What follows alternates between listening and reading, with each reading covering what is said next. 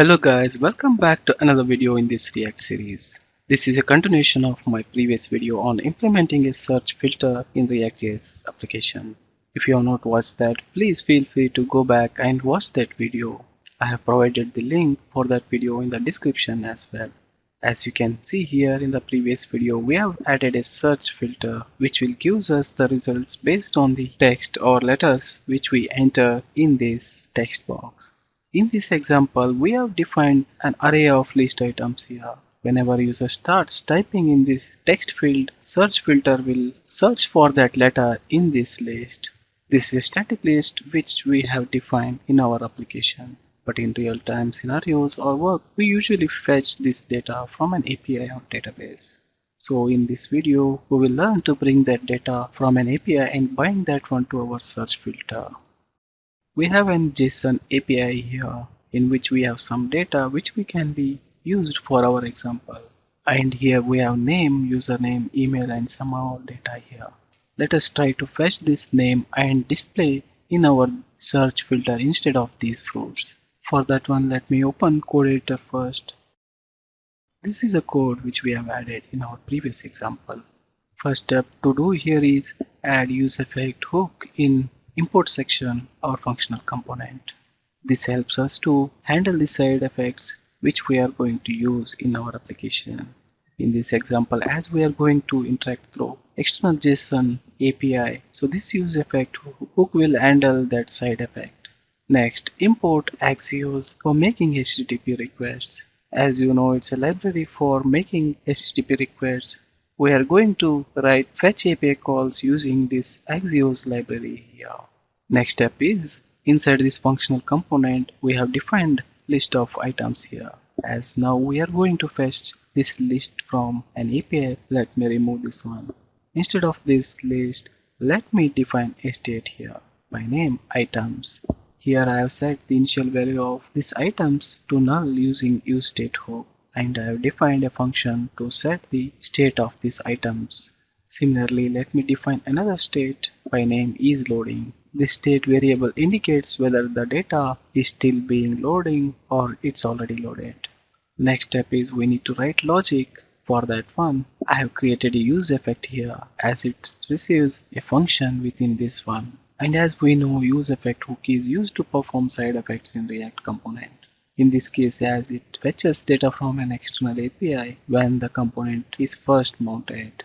Within this useEffect hook, I have defined a function by name fetchData to handle the logic of getting API data. Within this function, I have added try and catch block. In the catch block, I am getting the JSON data from this API using Axios get method. And I am assigning that one to response variable. When this data is successfully fetched from this API, it extracts the names of users from the response and stores them in the items state by using setItems function which we have defined for our items state. As you can see here, it iterates through all the data which we have received from this API. Once this data fetching is successful, we are setting isLoading state value to false. And if there is any error while fetching this data, we have defined the catch block which will display us the error message in the console window. This is a main logic part of our application. Once we are done with this one, the final step is we need to update the JSX element which we have added earlier. As we are fetching data from an external API, there are some chances that data may not be available sometimes. So we need to handle those exceptions as well. So for that one, let me update this display code which we have added by using conditional rendering. Here isLoading this conditional express checks whether the value of isLoading is true. If it is true, the code within this first parenthesis that will be executed. Which means when this application loads, initial value of this isLoading is true. So initially, till the data is fetched from an API, this message which we have defined here that will be shown to the user. Once the data is fetched properly, then the value of isLoading becomes false, which we are setting in our useEffect hook after completion of fetching the data.